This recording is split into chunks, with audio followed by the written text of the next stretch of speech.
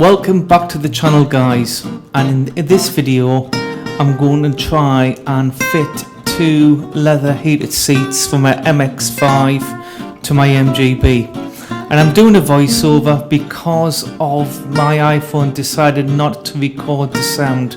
So this is the first time I've ever did something like this, of doing a voiceover. So you can see here we've got the wiring. We also have there where I've been advised to fit the passenger side to the driver's side and the driver to the passenger side and remove the seat belt buckle. So I'm just maybe talking about how I'm going to clean them, about the rails, how I've got to do certain things. So here we can see the wiring and I've got to remove them. They're quite rusty. And also I've got to actually hacksaw, which I'm pointing to now, the pin, and actually bend what we can see, the fixing point there, which I'm touching now. I've got to bend that straight. So I've got to hacksaw off the pins, straighten it, and actually I decided at that point to remove the rust. You can see the wires for the heated seats and for the alarm for your seat belt. I think I'm just going through the angles of the seat runners and what I've read on the internet. The seats are in good condition. They've sat in a garage for maybe a year and a half, and during this lockdown my aim was to actually fit them. So you can see here I've got my workmate out, and first thing I'm going to do, if I can remember this, is to actually saw the pin or straighten the leg of the runner. I've actually removed the runner from the seat, which was very easy. And what I'm doing now, people see you remove the plastic guard from the pin. I decided just to leave it on and just to use my hacksaw and actually saw it off. So you can see now I think I am going to put it in the vise. So again, we've got time lapse. It's quite easy to actually bend. Time lapse is absolutely brilliant. And you can see I'm now in the process of sawing the pin. And you can see now I've straightened the runner. I've removed the pin. I'm still not really happy with the length of the pin. This is a thought during the afternoon of thinking, do I need to make the pin shorter? Will it touch the bottom of the car, the floor? At this point I decided that I would remove the rust and started getting my grinder out and tools for removing rust.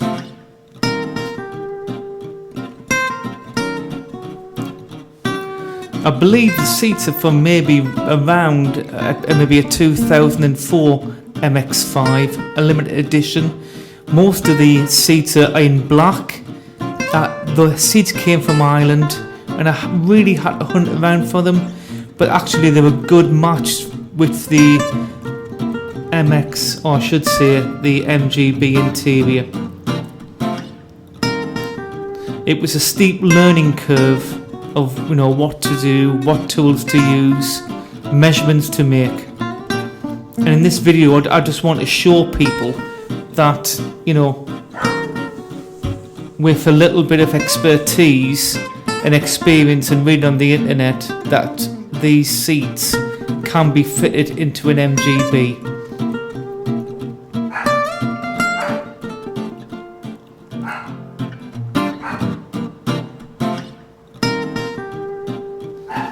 So you can see here I've primed them, I've painted, and again it doesn't have to be perfect because it will be hidden by the seat, but the part where you might see is where it might be bolted to the floor of the car. You can see there I have my drill out and I'm just slowly removing the rust, not removing all the rust, but just the best part.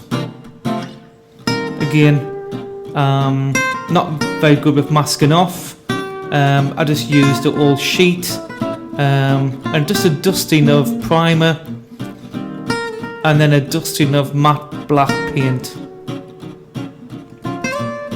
The sun was really hot, the metal was really hot, and I found that the paint was drying within 2 minutes, which again is maybe not really the thing to do. I know metal should, the surface should be warm. We shouldn't be doing it in the middle of winter, but the metal was, quite warm, and it dried straight away. And again, a dusting of matte black. It just smartens the runners up. And again, if you're going to do a good, if you're going to do the job, do the job correctly. And take it. If some people have said, they fitted their seats within an hour to an hour and a half.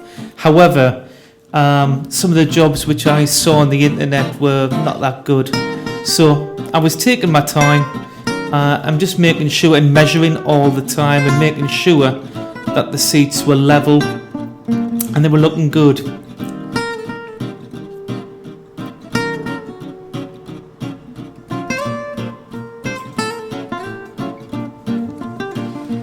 Again, I think this is the rear of the runner, and I'm still in two minds of what to do with the rear of the runner, and that will be decided in later video. Later in the video, it could be in part 2, because the seat has to sit level, and part of the runner is on an angle. So I'm still unsure, but you can just see there, it's so, I feel sorry for my small vice, and I'm just standing on my workmate, but you can see that the runner now is straight, and I'm sure a lot of you out there in YouTube land will have a better vice. This was just something which I just set up for quickness, but you can see I straightened the runner, and it was to the point now where I think I would be removing the rust again, and the pin,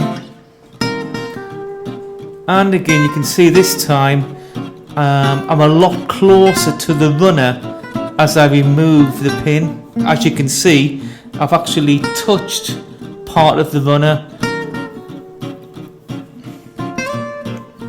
I reattached them, making sure that the runner was working in terms of pulling the lever and the seat base. You can just see there what I'm touching there, that's for the seat belt, and that has to be removed as well.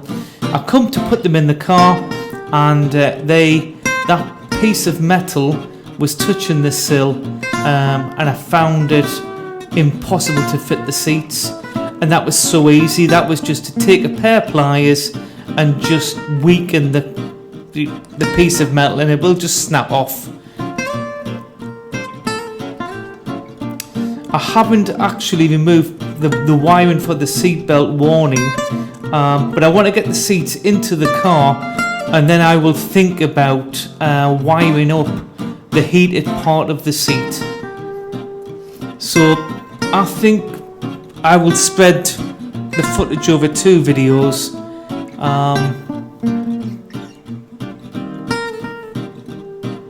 And this video will be more about preparing the seats for the MG, and maybe the second video will be about fitting them into the MG.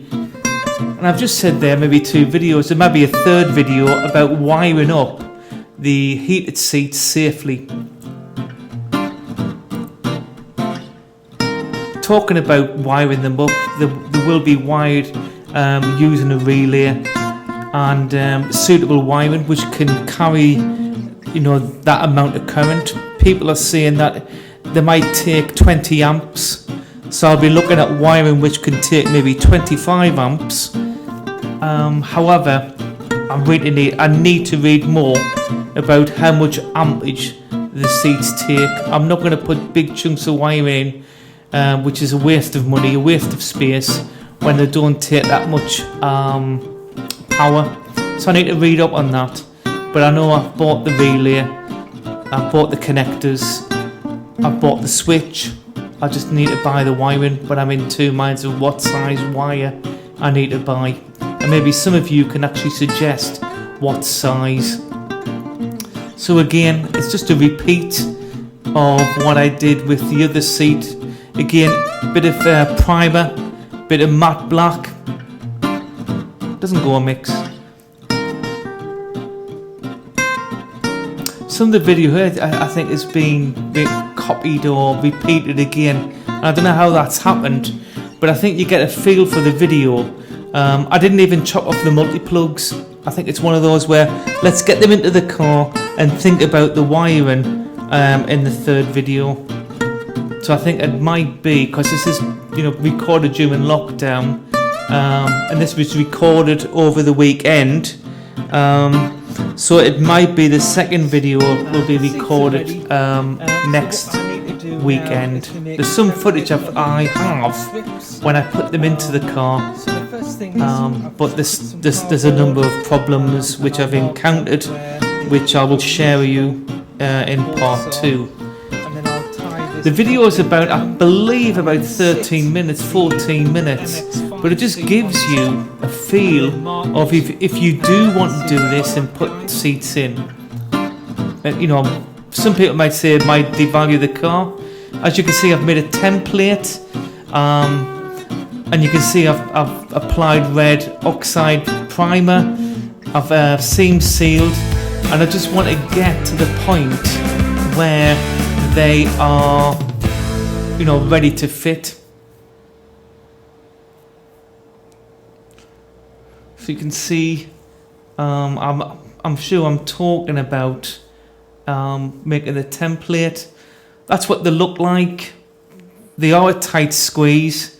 They do look nice. I think once all the interior is in, it's going to look lovely. The colour matches the door cards. And I want to leave it there. So thank you. I hope you've enjoyed the voiceover.